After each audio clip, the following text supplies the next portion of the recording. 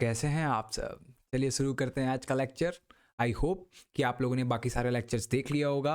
आज का लेक्चर है कैलोरीमेट्री का थ्योरी, ओके, और साथ में जितने भी बोर्ड्स क्वेश्चन हैं थ्योरी से रिलेटेड वो सारा मैं आपको कंप्लीट कराने वाला हूँ। ओके, ये रहेगा हम लोग का lecture number 4 and welcome to Ansh की पाठशाला। चलिए शुरू करते हैं।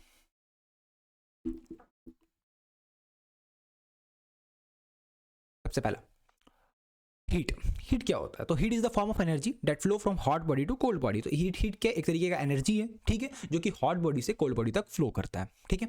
उसके बाद तुम्हारा दिया एसआई यूनिट ऑफ हीट जो कि जूल रहेगा तुम्हारा, ठीक है। उसके बाद में तुम्हारा इसका अदर यूनिट क्या रहेगा? कैलोरी। कैलोरी का तुमने याद रख लेना कि the amount of the heat energy required to raise the temperature of 1 gram of water through 1 degree centigrade, इसे क्या बोलते हैं? Calorie. The amount of heat energy required to raise the temperature of 1 gram of water through 1 degree Celsius is called calorie. अब एक calorie में कितना रहता है? तो 4.2 जूल रहता है। कौन रहता है? 4.2 जूल। तो तुमको पूछेगा कैलोरी बड़ा है या जूल बड़ा, तो तुम क्या बोलोगे? जूल बड़ा है। क्या बड़ा है? जूल बड़ा है। ओके, फिर टेंपरेचर क्या है? Temperature is the degree of the hotness और कोल्डनेस ऑफ द बॉडी। सारा चीज आप लोग क्लास 9 में याद किए थे हीट एंड टेंपरेचर चैप्टर में। ऐसा यूनिट इसका केल्विन रहता है। Got it. अब नेक्स्ट क्या फैक्टर अफेक्ट करता है? What are the factor affecting the quantity of the heat absorb?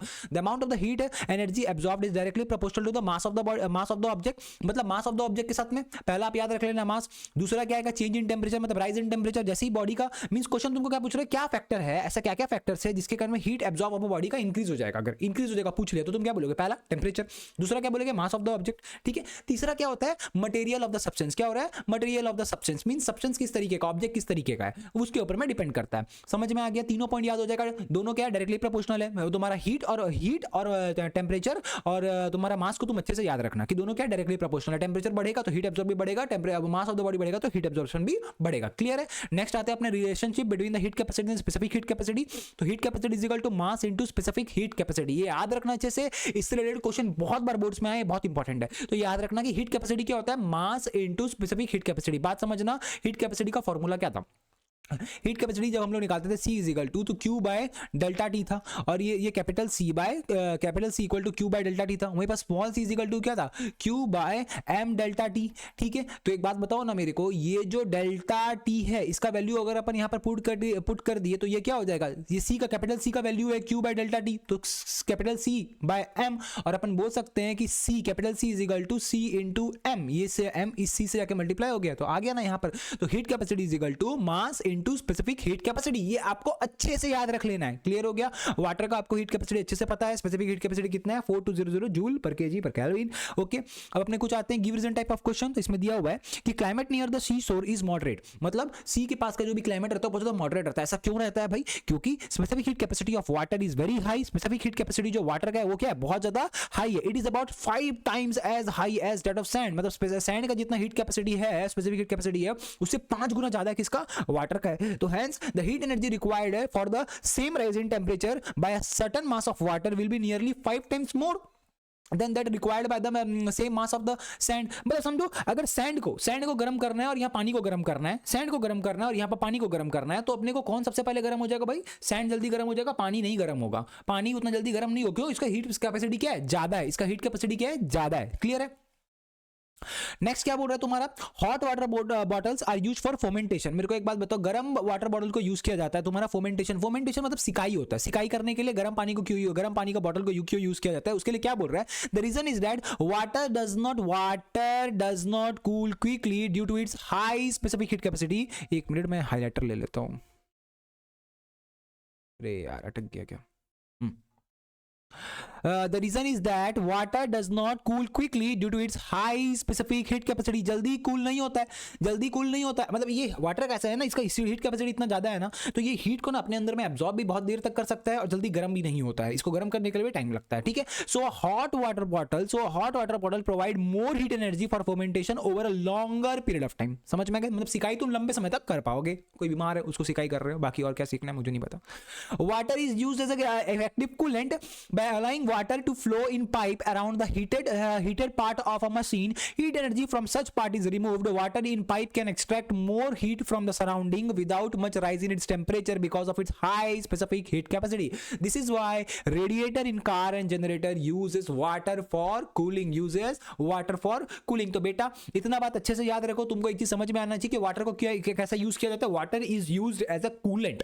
क्या? As a coolant. अब एक बात बताओ घर में मम्मी किचन में काम करती है, ठीक है। अब कोई चीज गर्म है, उसको ठंडा करना रहेगा तो मम्मी पानी के नीचे रखती है कि नहीं रखती है? रखती है ना भाई, जल्दी रख देती है उसको। क्यों? क्योंकि पानी क्या करेगा ना, पानी खुद का टेम्परेचर को राइज नहीं करेगा, ज्यादा जल्दी पानी अपना खुद का टेम्परेचर राइज नहीं करेगा, बट वहीं पर जो भी बॉडी गर्म था उससे टेम्परेचर को अपने अंदर में ले लेगा और अपना टेम्परेचर भी जल्दी राइज नहीं करता है। समझ में आया? वाटर का ये स्पेशलिटी है, इसीलिए उसको रेडिएटर में इसलिए यूज करता है क्योंकि वहां पर ना वो जितना भी गर्म रहेगा तो पानी वहां पर है ना वो हीट को अपने अंदर में एब्जॉर्ब कर लेगा, हीट को अपने अंदर में एब्जॉर्ब कर लेगा। उसके कारण में क्या होगा ना, तुम्हारा वो ज्यादा गर्म भी नहीं होगा और तुम्हारा मशीनरी अच्छे से काम करता है। समझ में आ गया? इसीलिए इसको कहां पर यूज करते हैं? वाटर को अपन यूज करते हैं। This is why radiators in car and generator uses water for cooling. Generator और तुम्हारा ये कार्स में रेडिएटर जो रहता है उसमें वाटर को यूज किया जाता है। बिकॉज रीजन क्या लिखोगे? Because of it high specific heat capacity, because of it high specific heat capacity, it is also use as a coolant, ठीक है। फिर in cold country water is use as a heat reservoir for wine and juice bottle to avoid their freezing.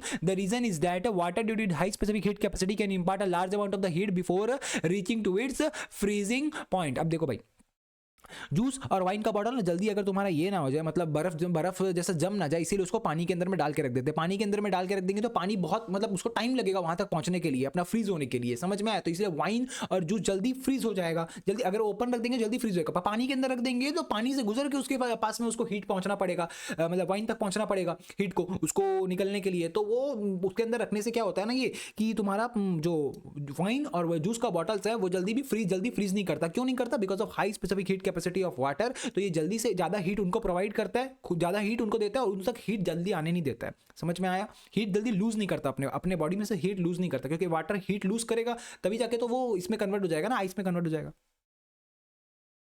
In cold country, water is used as heat reservoir for wine. ये बार पढ़ा दिया, sorry. Farmer till their field with water to protect the crops from frost. देखो Frost से अगर उनका crops में ना Frost मतलब समझ लेना क्रॉप से, तो क्रॉप्स के अंदर में भी वेन्स रहता है जिसमें से पानी जाइलम के थ्रू में पानी अप डाउन होता है। अब देखो पानी जो ऊपर की तरफ में जा रहा है, पानी सॉरी अप डाउन नहीं होता, अप ही जाता है। जाइलम बाय यूनिडायरेक्शनल रहता है, बाय डायरेक्शनल रहता है, यूनिडायरेक्शनल भूल गया मैं, हाँ। तो अब उसमें क्या रहता है ना, यूनिडायरेक्शनल रहता है, वही फ्लोएम बाय डायरेक्शनल रहता है। याद रखना, बायोलॉजी में काम आएगा, ठीक है। तो तुम्हारा यहाँ पर क्या है? Absorption by root chapter, okay clear है। तो नेक्स्ट तुम्हारा आ गया यहाँ पर वाटर इन पाइप्स, वो कहाँ गया? फार्मर वाला ना, 6 नंबर में थे अपने। तो हाँ, उसमें क्या होता है ना, पानी नीचे से ऊपर जा रहा है। अब वो जो पानी है अगर 0 डिग्री पहुंच गया तो भाई वहां पर तो पानी मतलब फ्रीज हो जाएगा ना, उसके अंदर में जो पानी रहेगा वो फ्रीज हो जाएगा, तो क्रॉप्स वहां पर खराब हो जाएंगे। इसीलिए ना फार्मर क्या करते हैं अपने फील्ड में, क्या करते हैं ना, टिल कर देते हैं। टिल करके मतलब पानी वहां पर डाल देते हैं उनके क्रॉप्स के बीच में, मींस पानी रहता है उनके खेत में, पानी डाल देते हैं।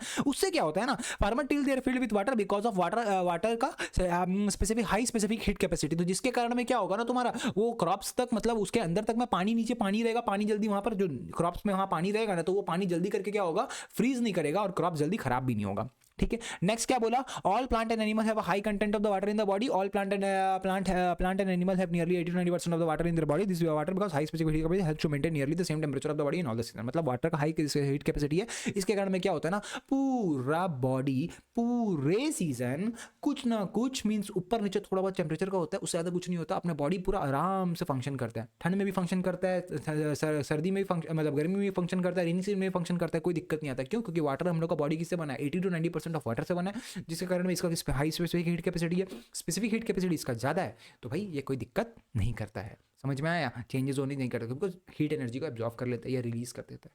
समझ में आया ना? ज़्यादा समय तक रिलीज कर पाता है ठंड के मौसम में। और कुछ एग्जांपल है high and low heat capacity का, वो स्पेसिफिक हीट कैपेसिटी का था, ये आया तुम्हारा high and low heat capacity का। तो देखो, the base of a cooking pan is made thick. Base मोटा क्यों बनाया जाता है? ताकि वो बहुत लंबे समय तक गर्म रह पाए। By making the base of the cooking pan thick, it heat capacity become larger due to which it get heated slowly and impart sufficient heat energy at a slow rate to the food for its proper cooking. After cooking it keeps the food warm for a long time. मतलब लंबे समय तक वो गर्म भी रहेगा, धीरे धीरे उसको हीट को पहुंचाएगा, खाना आराम से तुम बन पाए। और खाना अगर बन भी गया है, गैस बंद भी कर दिए, तो वो सब्सटेंस क्या रहता है? गर्म रहता है, वो यूटेंसिल्स हमारा गर्म रहता है, जिसके कारण में क्या रहता है, वो बहुत लंबे समय तक उस खाना को गर्म रख पाता है, ठीक है। कैसरोल वाला सिस्टम नहीं, हाँ उसमें भी ऐसे ही रहता है। The base of an electric press is made thick and heavy. जो बेस इलेक्ट्रिक प्रेस मतलब तुम्हारा आयरन है, आयरन जो तुम्हारा रहता है उसका नीचे का बेस जो रहता है वो बहुत ज्यादा मोटा रहता है। मोटा इसलिए रहता है ताकि वो लंबे समय तक गर्म रह पाए, बस इतना ही है, ठीक है। उसके बाद में क्या, और वो अच्छे से मतलब आयरन अपने कर पाए, ठीक। उसके बाद में इसीलिए तुम्हारा जब भी लाइट चल जाता है तो तुम इजीली मतलब थोड़ा देर तक 5 मिनट तक 2 मिनट तक तुम अभी भी आयरन कर पाते हो, ठीक है ना। मतलब आयरन काम यूज कर पाते हो तुम। क्यों कर पाते हो? क्योंकि उसमें वो जो हीट है वो उसमें ट्रैप रहता है, बिकॉज उसका हाई हीट कैपेसिटी, उसमें हीट कैपेसिटी को बढ़ा दिया जाता है उसको। उसका लार्जर है मतलब बड़ा है ना. The vessel use for measurement of heat means the vessel use for measurement of heat that is calorimeter. Calorimeter measurement of heat कौन करता है? कैलोरीमीटर. यही इसका डेफिनेशन भी है, ठीक है ना. इसको बहुत पतला बनाया जाता है. It's made of thin sheet of copper. देखो जो मैं भी पढ़ा रहा हूं इसका सेम क्वेश्चन आएंगे. क्वेश्चन जब लगेंगे ना आपको पहले आंसर आ जाना चाहिए, ठीक है ना. thin sheet of copper. The reason is that the specific heat capacity of copper is low. Specific heat capacity जो कॉपर का है वो क्या है? लो है. Specific heat capacity जो कॉपर का है वो क्या है? बहुत ज्यादा लो है. आई थिंक 4 के अराउंड है, 4 जूल समथिंग कुछ अराउंड है, 0.4 जूल के अराउंड, ठीक है. तो बहुत ज्यादा लो है, ठीक है. And by making the vessel thin its mass and hence it heat capacity becomes low. पतला बनाएंगे, देखो वहां पर बेस को मोटा बनाए तो बहुत समय, ज्यादा समय तक हीट कैपेसिटी को अपने अंदर में रख पाया, ठीक है. उसको उतना गर्म करने के लिए उतना एनर्जी भी लगेगा. अब यहाँ पर ये पतला है तो इसमें क्या होगा ना, ये जब पतला रहता है ना, जैसे कि तुमको एक क्वेश्चन कराया था, लास्ट क्वेश्चन जो अपन करे थे प्रैक्टिकल का, वही कैलोरीमीटर वाला था कि उसमें पानी को डाले तो पानी का जो टेम्परेचर था वही कैलोरीमीटर का भी टेम्परेचर हो जाएगा. तो यही उसमें कॉन्सेप्ट आ रहा था तुम्हारा, समझ में आया. उसमें ये काम आया था ना कि कैलोरीमीटर का पतला रहता है कैलोरीमीटर, जिसके कारण में क्या रहता है ना, जो भी सब्सटेंस हम उसके अंदर में डालेंगे वो उसका क्या कर लेगा, हीट एनर्जी को एब्जॉर्ब कर लेगा. मींस उतना ही सेम टेम्परेचर में दोनों रहेगा, जो उसके अंदर में डालेंगे सब्सटेंस वो भी और ये भी, समझ में, ज्यादा हीट एनर्जी को लॉस भी नहीं करेगा. क्लियर है. तो यही बात यहाँ पर इसीलिए इसको यूज किया जाता है. वही चीज लिखा हुआ है यहाँ पर, specific heat capacity of copper is low and by making vessel thin its mass and hence its heat capacity become low so that it may takes a negligible amount of heat, बहुत कम amount of heat लेते हैं to convert to attain its temperature. जो भी उसमें डालेंगे उसका temperature को attain करने के लिए. क्लियर हो गया. चलो भाई, तो अपना यूनिट 1 जो है चैप्टर का, उसमें से पूरा का पूरा अपना यहाँ पर तुम्हारा थ्योरी क्वेश्चन हो चुका है. अभी नेक्स्ट आते हैं अपन द प्रोसेस. यूनिट 2 चालू करें. The process of change from one state to another state at a constant temperature is called as phase. Change of phase. तुम लैटेंट हीट ऑफ फ्यूजन पढ़े थे ना, लैटेंट हीट पढ़े थे ना, उसमें बताया था ना तुमको कि स्टेट चेंज होता है बट टेंपरेचर चेंज नहीं होता है. तो ये तुमको अच्छे से याद रखना है. तो change from solid to liquid phase by absorption of the heat at a constant temperature is called melting. मतलब सॉलिड से लिक्विड जा रहे हैं भाई, पता है मेल्टिंग है, लिक्विड से सॉलिड जा रहे हैं भाई, पता है फ्रीजिंग है, फ्रीजिंग है, समझ में आया ना. हीट वहां एब्जॉर्ब होगा, यहाँ हीट निकलेगा. फ्रीजिंग में क्या होता है, हीट निकालता है बॉडी. बॉडी क्या करेगा, हीट को निकालेगा. और बॉडी अगर हीट एब्जॉर्ब करेगा तो वो क्या होगा, मेल्ट हो जाएगा. मेल्ट होगा मींस वो सॉलिड से लिक्विड की तरफ में जाएगा. हीट एब्जॉर्ब तो सॉलिड से लिक्विड, हीट रिलीज करेगा तो वो सॉलिड की तरफ में जाएगा. क्लियर है ना, लिक्विड से सॉलिड बन जाएगा. ठीक है. टेम्परेचर कभी भी फेज चेंज होता है तो उस समय टेम्परेचर क्या रहता है, कांस्टेंट रहता है. टेम्परेचर क्या रहता है, कांस्टेंट रहता है. ठीक है ना. मतलब 0 डिग्री सेल्सियस में देखो वाटर आइस बनता है, आइस वाटर बनता है. 100 डिग्री सेल्सियस में वाटर क्या बनता है, तुम्हारा वेपर बनता है, और वेपर से ही क्या आता है, तुम्हारा वाटर बनता है रिटर्न में. समझ में आ गया. तो वैसे यहाँ पर दिया हुआ है कि change from vapour to liquid. Vapour से लिक्विड बन रहा है तो कंडेंसेशन है. सॉलिड से वेपर बन रहा है, सब्लिमेशन है. सॉलिड से वेपर, हाँ सब्लिमेशन, ये बहुत इंपॉर्टेंट है. तुम सब्लिमेशन पढ़े थे ना, the process by which solid directly changes into gaseous state या vapour state without being changes into liquid state. ठीक है. तो ये सब्लिमेशन में आता था तुम्हारा, तो ये याद रखोगे. फिर यहाँ पर दिया हुआ है तुम्हारा मेल्टिंग पॉइंट और फ्रीजिंग पॉइंट क्या होता है, जस्ट रीड कर लेना, ये सब तुमको आता है. कुछ काम की बात जो है यहाँ पर है. The boiling point of a liquid increases by addition of impurity. एक मिनट,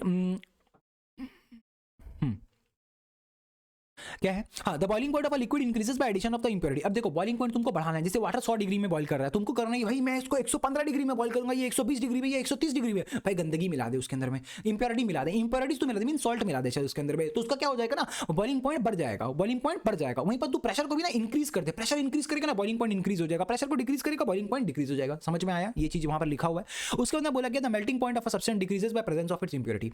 अब जो मेल्टिंग पॉइंट भी रहता है ना, वो भी क्या करते हो तुम, उसको डिक्रीज कर दोगे. Melting point, melt point decrease. देखो मेल्टिंग पॉइंट बढ़ाना, मेल्टिंग पॉइंट को इंक्रीज करना. मेल्टिंग पॉइंट इंक्रीज कर रहे हो मतलब कहाँ जा रहे हैं, मेल्टिंग पॉइंट इंक्रीज किधर होगा, उस तरफ होगा. उस तरफ मींस माइनस डिग्री, माइनस में तरफ में जाएगा तो वो मेल्टिंग पॉइंट इंक्रीज होगा. वहीं पर बढ़ा है, उसको घटाना है, मेल्टिंग पॉइंट को तुमको घटाना है तो वो पॉजिटिव की तरफ में आएगा. मतलब 0 से 10 हो गया, 10 20 मतलब प्लस वाले में हो गया. यहाँ पर उसका क्या होगा, डिक्रीज हो जाएगा मेल्टिंग पॉइंट. तो पानी हम लोग क्या करते हैं ना, जैसे जल्दी मेल्ट ना करे, जल्दी मेल्ट मतलब गर्मी के में मेल्ट ना करे, तो अपने कुल्फी वाले लोग ना वो अपने आइस के साथ में ना इसको मिलाते हैं, थोड़ा नमक मिलाते हैं, जिससे कि क्या होता है ना, उसका मेल्टिंग पॉइंट क्या होता है, डिक्रीज हो जाता है. मेल्टिंग पॉइंट अगर डिक्रीज हो जाएगा ना, मेल्टिंग पॉइंट अगर डिक्रीज हो जाएगा, मेल्टिंग पॉइंट डिक्रीज हो जाएगा तो जल्दी कुल्फी सब क्या होता है, मेल्ट नहीं करता है. इसीलिए नहीं करता है क्योंकि अब तो ठेला लेके घूमते रहते हैं वो लोग, इतना गर्मी में भी, तो भी वो नहीं होता मेल्ट. क्यों नहीं होता, बिकॉज ऑफ दिस मैंने बोल सकते हो तुम प्रॉपर कंडीशन. यार चल आगे बढ़ते.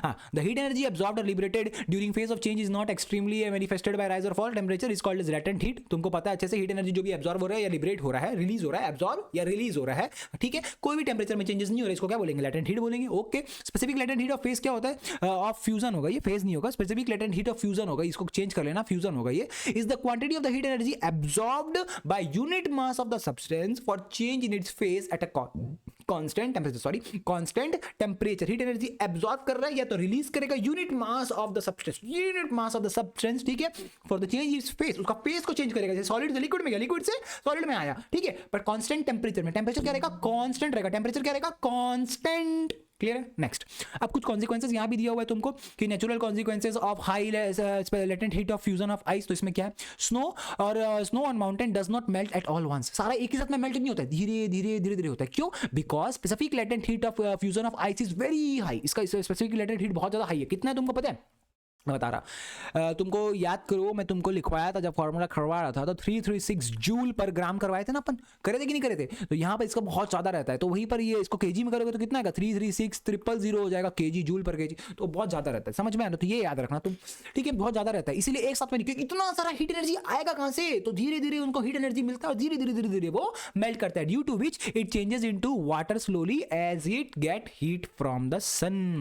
कहाँ है मेरा कर्सर, एक सेकेंड, देखो ये लाइन को रीड करो फिर से तुम, देखो, snow on mountain does not melt at once because specific heat fusion of ice is very high, due to which it changes into water slowly as it get heat from the sun, धीरे धीरे उसको सन से energy मिलता है और धीरे धीरे वो क्या करता है, मेल्ट करता है, due to high specific heat capacity of fusion of ice, the water in lake and pond in cold countries do not freeze at once, एक ही बार में सब कोई फ्रीज नहीं हो जाते। अब तुम देखे होगे ना यार, वो स्की करते हैं, या तो तुम एंटरटेनमेंट पिक्चर देखे हो जिसके अंदर में कुत्ता पानी के अंदर चल जाता है, गोल सा होल रहता है, ठीक है ना, ऊपर वाला एरिया जो रहता है आइस का वो वाला जमा रहता है, नीचे अंदर से नहीं जमा रहता है, ठीक है ना, एक एनोमलस एक्सपेंशन वाला में भी हम लोग पढ़े थे क्लास 9 में, और यहाँ पर तुम्हारा क्या है कि वाटर का क्या रहता है, हाई लेटेंट हीट, मतलब specific latent heat of fusion of ice जो है वो बहुत ज़्यादा है, वो बहुत ज़्यादा है, जिसके कारण एक ही बार में पूरा का पूरा लेक फ्यूज नहीं हो जाता है, एक ही बार में पूरा का पूरा लेक फ्यूज मतलब फ्यूज आइस में कन्वर्ट नहीं हो जाता है, ठीक है। Next, drinks gate cold more quickly by adding ice, अब तुम क्या करते हो ना, आइस डाल रहे हो एक जगह में, अब मेरे को एक बताओ, तुम कोका कोला लेके आए, कोका कोला को करा तुम ना पानी, ठंडा पानी तो तुम्हारे पास में, तो ठंडा पानी में रख दिए और एक उसके आइस में रख दिए, तो आइस में ना बहुत जल्दी क्या कर देगा, उसको फटाफट जल्दी कर देता है, क्या कर देता है, ठंडा कर देता है, जल्दी आइस क्या कर देता है, ठंडा कर देता है, क्यों, क्योंकि इसका लेटेंट हीट ऑफ फ्यूजन क्या है, ज्यादा है, इसका लेटेंट हीट ऑफ फ्यूजन क्या है, ज्यादा है, ठीक है।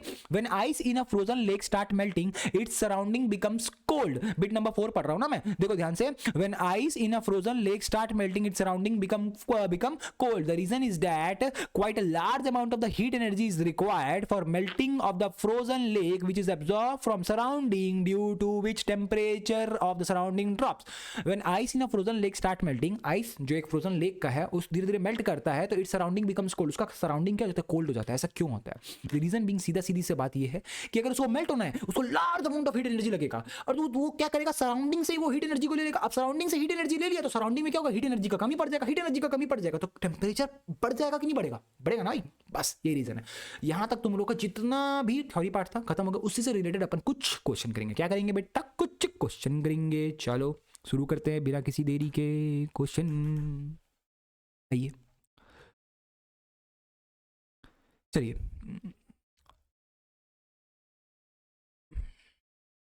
To metallic blocks P and Q have same masses, mass उनका सेम है, ठीक है ना, यहाँ पर P दे रखा है, यहाँ पर Q दे रखा है, दोनों का मास क्या है, सेम है, दोनों का मास क्या है, सेम है in ratio, sorry, to metallic block P and Q having masses in the ratio, sorry having masses in the ratio 2:1, तो अच्छा इनका रेशियो, इनका मासेस कितना है, 2:1 के रेशियो में, ओके, एक मिनट मुझे इरेज करने दो अब इसको,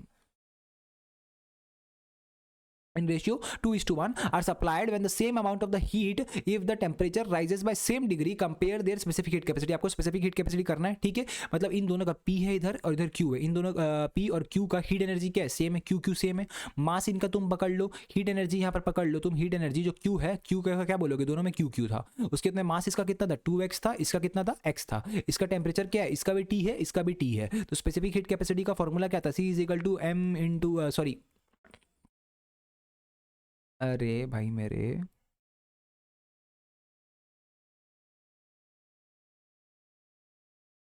Q by M into delta T, clear है। डिवाइडेड बाय ये तुम्हारा किसका था, specific heat capacity of P, वहीं पर specific heat capacity of Q निकाल रहे, कंपेयर बोला है ना, कंपेयर में हमेशा रेशियो करना है, तो Q by M into delta T, ठीक है। तो यहाँ पर इसका Q कितना था, Q तो सेम था, मास कितना था इसका 2x था, इसका कितना था डेल्टा T आ जाएगा सेम, वहीं पर T का T है, डेल्टा T बोल लो, कुछ भी बोलो, इसके यहाँ पर हो जाएगा x, यहाँ भी हो गया डेल्टा T, ठीक है। ये Q से Q कटा, डेल्टा T से डेल्टा T कटा, क्या बचा 1/2x बाय 1/x, इसको जब लिखेंगे तो क्या आ जाएगा 1/2x into x by 1, x cut गया तो कितना हो गया 1:2, तो स्पेसिफिक हीट कैपेसिटी कितना है 1:2, क्लियर है, कोई डाउट है। उसके बाद if water absorb 400 joule we need to increase the temperature of 1 kg water through 1 degree Celsius then the specific heat capacity of the water. अब तुम मत बोल देना भैया इसको मीन्स इसमें ना ये एमसीक्यू का क्वेश्चन था तो बच्चे ना इसको बिना निकाले करते हैं, तो उसको मत करना। क्यों कितना दिया हुआ है तुमको 4000 जूल दिया हुआ है वहीं पर, ठीक है। वहाँ पर इसका मास कितना दिया हुआ है 1000 तुम्हारा केजी दिया हुआ है, 1000 केजी दिया, सॉरी 1000 ग्राम दिया है, सॉरी 1000 ग्राम दिया हुआ है, ओके। वहीं पर तुमको और क्या दिया हुआ है 1 डिग्री सेल्सियस, टेम्परेचर कितना हो रहा है 1 डिग्री सेल्सियस राइज हो रहा है, तुमको क्या करना है specific heat capacity of water निकालना है, मीन्स तुमको सी निकालना है। सी कैसे निकलता है तुम्हारा अच्छा ये हीट इफ हीट एनर्जी, तुम एक काम करो ना, इसका स्पेसिफिक हीट कैपेसिटी को तुम किस पे निकालोगे केजी में, केजी में दिया है ना, ये केजी में दिया था ना, केजी में निकालोगे, केजी में, चलो ठीक है केजी में निकालते हैं। तो सी का कितना हो जाएगा, फॉर्मूला क्या है Q by M into delta T, delta T तो तुम्हारा 1 है, ये कितना हो गया 4000, ठीक है। और नीचे कितना आ गया 1000 इंटू, तुम किस में केजी में नहीं अपन ग्राम में निकाल रहे हैं ना, अपन ग्राम में कन्वर्ट कर दिए, देखो ये केजी में दिया हुआ था अपन इसको ग्राम में कन्वर्ट कर दिए, ओके। तो 4000 जूल ले रहा था 1000 ग्राम के लिए, ठीक है। और यहाँ पर टेम्परेचर कितना है 1 है, ये 0 से 0 कटा, कितना आ गया 4 जूल पर ग्राम सेल्सियस, समझ में आ गया ना, 4 जूल पर ग्राम सेल्सियस होगा, 4 जूल पर ग्राम सेल्सियस, केजी में कन्वर्ट करोगे तो वो 0 में आ जाएगा तुम्हारा, सॉरी 0 में नहीं है 4000 हो जाएगा वो 4000 जूल, ठीक है, जूल पर केजी। अब आया next, give an important reason for a copper to be used as a material for calorimetry. अपन पढ़ के आ रहे थे, अपन ऊपर ही पढ़ के आए कि copper is a good conductor of heat, पहला क्या है copper good conductor of heat है, और इसका क्या है so the calorimetry can measure the heat released और एब्जॉर्ब्ड इजीली, ये गुड कंडक्टर ऑफ हीट है, और इसलिए ये बहुत पतला रहता है। इसका स्पेसिफिक हीट कैपेसिटी क्या है बहुत ज़्यादा लो है, बहुत ज़्यादा कम है, तो दो रीजन यहाँ पर है, देखो copper is a good conductor of heat, एक ये दे दोगे, दूसरा क्या दोगे कि स्पेसिफिक हीट कैपेसिटी इसका बहुत ज़्यादा लो है, क्लियर हो गया। उसके बाद तुमको क्या निकालना है, calculate the thermal capacity of 40 gram of water, बेटा थर्मल कैपेसिटी निकालना है 40 ग्राम ऑफ वाटर का, आंसर मैं वहाँ लिख के दिया हूँ तुमको।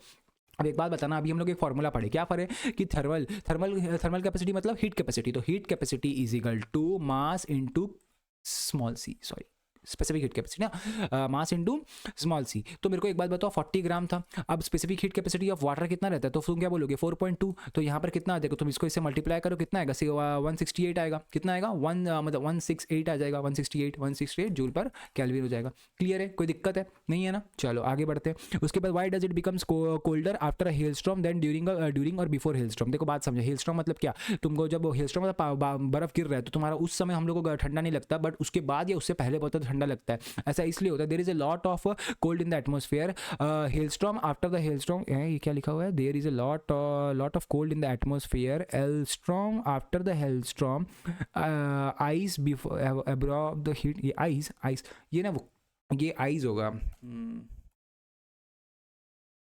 क्या रे AI कैसा तुम, मेरा गलती नहीं है ना, AI का गलती है, मैं आइस बोला था, ये आइस लिख दिया।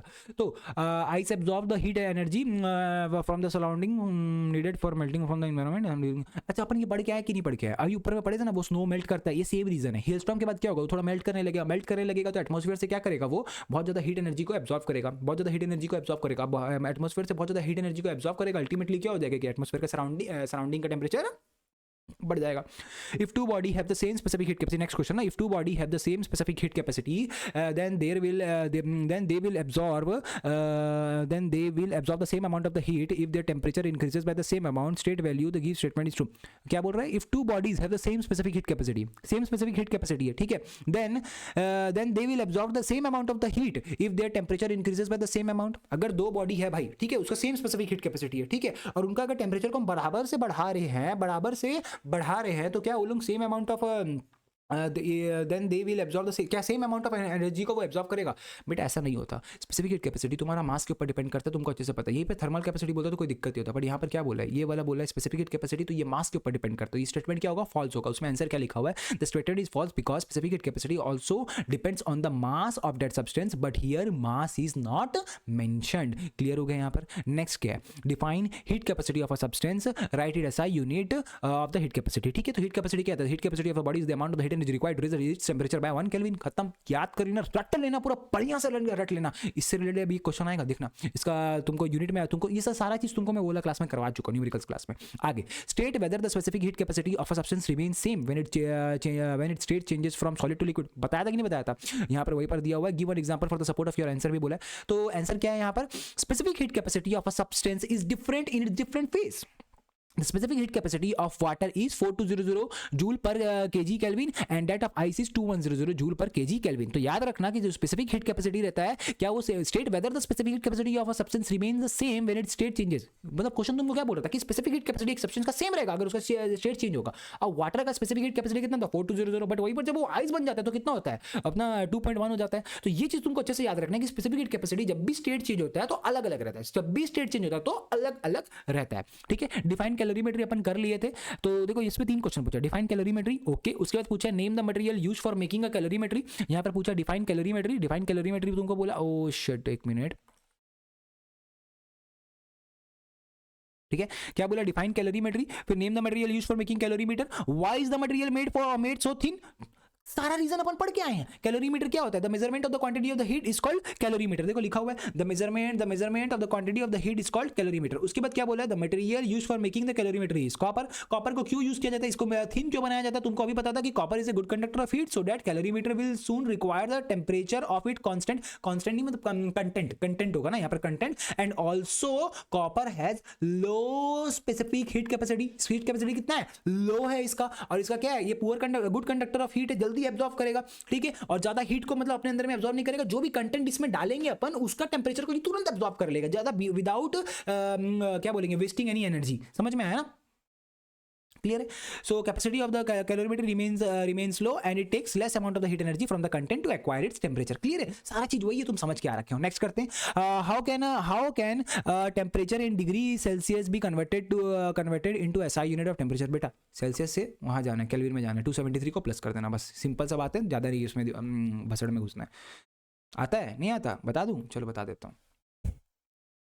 तुमको ना 0 डिग्री सेल्सियस दिया हुआ है। How can temperature in degree Celsius be converted into SI unit of temperature. SI unit of temperature क्या है? केल्विन है। तो 0 डिग्री सेल्सियस तुमको देता है, तुम क्या करते हो? केल्विन का फॉर्मूला क्या था? K is equal to Celsius plus 273.15। तो बस इसको प्लस कर दोगे, तुम्हारा आंसर आ जाएगा। सेल्सियस तुमको 100 बोल दिया, तो तुम यहाँ पर क्या कर दोगे? 100 प्लस कर दोगे, तो 100 प्लस 273.15 तो क्या हो जाएगा? 373.15। समझ में आ गया? Next, a liquid X has the maximum specific heat capacity and is used as a coolant in car radiator. तुमको पता है देन द लिक्विड वाटर, खत्म। क्यों? इसका हाई स्पेसिफिक हीट कैपेसिटी है, खत्म। Heat supply to a solid changes it into liquid.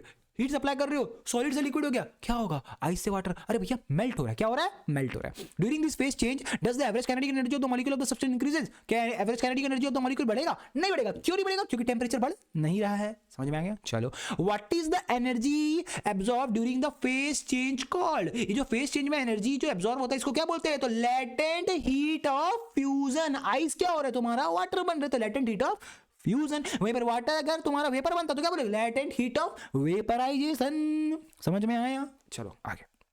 Why is the base of a cooking pan? पढ़ के आ गए अपन। How is the transfer of the heat energy by radiation prevented in calorimetry? हाँ, ये याद रखना कि रेडिएशन के through में तुम्हारा ट्रांसफर ऑफ हीट एनर्जी क्यों नहीं हो पाता है? क्योंकि आउटर और inner surface of the calorimeter जो भी रहता है उसको क्या करते हैं? पॉलिश कर देते हैं। अपन ये वाला क्वेश्चन कर रहे हैं ना, अभी ये वाला क्वेश्चन कर रहे हैं। तो यहाँ पर the outer and the inner surface of the calorimeter are highly polish to prevent the transfer of the heat by radiation. मतलब एक कैलोरीमीटर है, तो कैलोरीमीटर का हीट एनर्जी रेडिएशन के थ्रू में वेस्ट ना हो, रेडिएशन होकर वेस्ट ना हो जाए, तो उसके लिए क्या किया जाता है? तो अंदर और बाहर से उसको पॉलिश कर दिया जाता है ताकि वो रेडिएशन के थ्रू में हीट एनर्जी लॉस ना करे। ठीक है। यू हैव नेक्स्ट क्वेश्चन कर रहे हो, उसका नेक्स्ट वाला, you have a choice of 3 metals A B C और specific heat capacity 900 380 and 460 respectively to make a calorimeter which material will you select. बेटा जिसका तुम कैलोरीमीटर बनाना है तो जल्दी से एब्जॉर्ब कर ले, तो जिसका हीट कैपेसिटी क्या है, लो, जैसे कॉपर का उसका हीट कैपेसिटी क्या था, लो था, heat capacity specific heat capacity क्या था, स्पेसिफिक हीट कैपेसिटी क्या था, लो था, तो अपन कॉपर को लिए, तो यहाँ पर तीनों में से क्या है, किसका कम है, 380 वाला जो कि बी है, बी का क्या है 380 का 380 है उसका, वो कम है सबसे ज्यादा, तो इसीलिए उसका, क्योंकि उसका हीट स्पेसिफिक हीट कैपेसिटी कम है, इसीलिए उसको कैलोरीमीटर के लिए लिया जाएगा। हो गया। Next question, what do you understand by the following statement. तुम क्या समझ रहे हो इस स्टेटमेंट से कि the heat capacity of the body 60 joule per kelvin, तुम क्या बोलोगे, means that the amount of the heat energy required to raise the temperature by 1 kelvin is 60 joule. सीधी सी बात है। उसके बाद में क्या बोले तुमको, the specific heat capacity of lead is 130 joule per kg per kelvin, मतलब लेड का तुम्हारा स्पेसिफिक हीट कैपेसिटी कितना 130 है, तो तुम क्या बोलोगे, this means that the amount of heat energy required to raise the temperature of 1 kg of lead through 1 degree centigrade is 130 joule. Clear है। देखो तुमको ना यहीं से देख के पता चल जाएगा, यहां पर क्या था, यहां पर तुमको केजी दिया था, मतलब 1 kg, ग्राम देता तो 1 ग्राम बोलते तुम, समझ में है ना, आंसर में वो ग्राम कर देते, खत्म हो गया। What is the principle method of mixture, what is the principle method of mixture, तो इसको तुम क्या बोलोगे, according to principle method of mixture. क्या है प्रिंसिपल मेथड ऑफ मिक्सचर, अरे प्रिंसिपल ऑफ कैलोरीमेट्री है, heat lost by the hot body is equal to heat gained by the cold body, बस इसी को एक्सप्लेन करके अपने टर्म्स में लिख दोगे, आंसर यहां लिखा हुआ तो तुम रीड कर लेना। What is the another name, तो क्या बोलोगे, प्रिंसिपल ऑफ कैलोरीमेट्री, तुमको मैं पढ़ा दिया प्रिंसिपल ऑफ कैलोरीमेट्री। और उसके बाद में तुम्हारा क्या बोला गया है, नेम द लॉ, तो लॉ क्या बोलोगे, law of conservation of energy. इसमें क्या होता है, law of conservation of energy, क्योंकि दोनों में क्या होता है, बराबर हो रहा है, हीट लॉस नहीं हो रहा। ठीक है। अब क्या हुआ ना, ऋषि सरप्राइज्ड, ऋषि क्या हो गया, सरप्राइज हो गया। ये देखो ऋषि वाला क्वेश्चन देखो भाई, ऋषि वाला क्वेश्चन देखो, Rishi surprised when he sees water boiling at 115 degree Celsius. मैं भी पढ़ा था, अरे पानी 115 डिग्री सेल्सियस में बॉयल हो रहा है, क्यों हो रहा है पानी 115 डिग्री में बॉयल क्यों हो रहा है, अरे भाई पहला रीजन, या तो कोई इंप्योरिटी मिला दिया होगा, या तो प्रेशर इंक्रीज कर दिया होगा। आंसर पढ़ते हैं, जल्दी पढ़ते हैं आंसर, क्या बोला, water boils at higher temperature because of the increase in the pressure और the presence of some impurity, या तो इंक्रीज कर दिया प्रेशर या तो इंप्योरिटी डाल दिया, समझ में आया, तो मोर द impurity और pressure more will be the boiling point. समझ में आ गया, सेम क्वेश्चन पढ़ के आ रहे हैं यार पूरा सब, ये वाला भी वही गिव रीजन अपन पढ़ के आ चुके हैं। ठीक है। उसके बाद में बोला गया यहाँ पर specific heat capacity of substance is 3.8 joule per gram kelvin. Okay, where is the heat capacity of the substance, specific heat capacity of a substance B is 0.4 joule per gram per kelvin. Okay, which of the two is a good conductor of heat, बेटा जिसका heat capacity लो वो क्या रहेगा, good conductor of heat रहेगा, तो कौन रहेगा, B रहेगा। Which of the two is a good conductor of heat, तो बी है तुम्हारा। How is the one lead to the above conclusion, क्यों ऐसा क्यों है, ऐसा क्यों बोल रहे हो कि तुम्हारा उसका ये मीन्स क्या बोल रहा था मैं तुमको, गुड कंडक्टर ऑफ हीट क्यों है, क्योंकि उसका हीट कैपेसिटी क्या है, हीट कैपेसिटी बहुत ज्यादा कम है। यहाँ लिखा हुआ this means that less heat is required to raise the temperature of 1 gram of B by 1 kelvin then the heat required for A. अगर उसका हीट कैपेसिटी कम है बेटा, हीट कैपेसिटी कम है, मतलब स्पेसिफिक हीट कैपेसिटी क्या है उसका कम है, तो मतलब बहुत कम एनर्जी में वो जल्दी से उस टेंपरेचर को अटेन कर लेगा जिसमें भी उसको डालेंगे। समझ में आया ना। तो नेक्स्ट उसके बाद क्या बोला गया था, ये वाला क्वेश्चन देखना ना, ये वाला क्वेश्चन, एक second. If substance A and B are liquid then which one would be more useful in car radiator. बेटा अगर वो लोग दोनों लिक्विड होते तो कार रेडिएटर में क्या, जिसका हीट कैपेसिटी ज्यादा रहता उसको अपन कार में डालते हैं, वाटर का हीट कैपेसिटी क्या है, ज्यादा है। ठीक है। कॉपर को अब वाटर का क्यों नहीं कैलोरीमेट्री बना लेते, वाटर का कैलोरीमेट्री क्यों नहीं बना लेते, कैलोरीमेट्री क्यों नहीं बना लेते, क्यों नहीं बना पाएंगे भाई, उसका हीट स्पेसिफिक हीट कैपेसिटी बहुत ज्यादा है, वहीं पर तुम्हारा इसका बहुत कम है, कॉपर का बहुत कम है, तो जिसका हीट कैपेसिटी ज्यादा वो रेडिएटर में डलेगा, कूलेंट कैसा काम करता है, वाटर करता है ना, और वहीं पर जिसका मतलब हीट कैपेसिटी कम है, स्पेसिफिक हीट कैपेसिटी कम है, तो उसको कैलोरीमीटर में बनाते हैं। क्लियर है। तो ये क्वेश्चन उसी वही दोनों क्वेश्चन से रिलेटेड था, बहुत अच्छा मजा आया ना क्वेश्चन करने में। Next, it is observed that the temperature of the surrounding start falling when the ice in a frozen lake start melting because every 1 gram of ice requires 336 joule of energy to convert it into water. समझ में आया। At 0 degree Celsius so it extract a greater amount of heat energy from the atmosphere. सब पढ़ाया हुआ है, ऊपर से पढ़ा के लेके आ रहा हूँ। फिर वही बोला कि why does a bottle of a soft drink cool faster when surrounded by ice cube than by ice cold water both at 0 degree Celsius because every 1 gram of ice on melting requires 336 joule so it extract a large amount of the heat from the bottle hence they cool faster. समझ में आया, बहुत easy चीज था, पढ़ के आया हुआ चीजें, यहीं से गिव रीजंस जो भी तुम लिख लेना। एक लास्ट वाला क्वेश्चन दिया हुआ है कि एक certain amount of the heat Q will warm 1 gram of material X by 3 degree Celsius and 1 gram of material Y by 4 degree Celsius, which material has a higher specific heat capacity? किसका higher specific heat capacity? तो बेटा एक काम करते हैं, certain amount of the heat बोल रहे हैं, Q दोनों में क्या है, सेम है, कौन सा, एक X है एक ये है, दोनों में Q क्या है, Q जो हीट एनर्जी था दोनों में Q सेम था, इसका मास कितना था, तो इसका भी 1 ग्राम था, और इसका मास कितना था, इसका यहाँ पर कितना था, इसका भी 1 ग्राम था, इसका टेम्परेचर कितना था, इसको 3 डिग्री ये बढ़ा रहा है, और इसका टेम्परेचर कितना था, ये 4 डिग्री बढ़ा रहा है, ठीक है। अपने को specific heat capacity C is equal to Q by M delta T, तो Q का वैल्यू क्या है, सेम है, इसको कंपेयर कर लेते हैं ना, कंपेयर कर लेते हैं, मतलब compare in the sense means ratio type में लिख लेंगे अपन इसको भी। तो यहाँ आ जाएगा तुम्हारा C is equal to M into delta T, okay, delta T clear है। तो यहाँ पर Q तो दोनों में सेम था, तो Q को काट दो, उसी में तुम्हारा मास भी दोनों का सेम है, 1 ग्राम काट दो, यहाँ पर डेल्टा टी कितना हो जाएगा 1/3, और यहाँ पर 1/4, तो उसको क्या बोलेंगे 1/3 इंटू 4/1 क्या हो जाएगा 4:3 बोल लो, मतलब किसका 4 इसका किसका निकला, पहला वाला का मीन 4:3 हो जा रहा है, तो किसका which material has a higher specific heat capacity, इसका कितना निकला 1/3 निकला, सॉरी इसको 1/3 और इसका निकला 1/4, ये जो तुम्हारा था ये x का था 1 ये, और ये हो गया तुम्हारा y का, क्लियर है। तो x का 1/3 मतलब 0.33 कर लो, और y का 1/4 ये आएगा तुम्हारा 0.25, तो किसका specific higher specific heat capacity किसका है, इसका है, x का है, कितना है इसका 1/3 जो आया था उसका, समझ में आ गया। तो x का हायर स्पेसिफिक हीट कैपेसिटी है, नहीं समझ में आया कि नहीं आया ना, चलो तुम्हारा सारा क्वेश्चन इसके साथ में खत्म होता है कैलोरीमेट्री का। तो please please please please please अपने फ्रेंड्स के साथ में शेयर करो, सब्सक्राइब करो चैनल को, लाइक करो वीडियो को, ठीक है, एंड बहुत सही अच्छा कंटेंट मैं फिर से लाता रहूँगा, ठीक है। All the best for your examination, अच्छे से पढ़ो, फोकस्ड रहो, ठीक है, चलो बाय बाय, ध्यान रखना अपना एंड टेक केयर।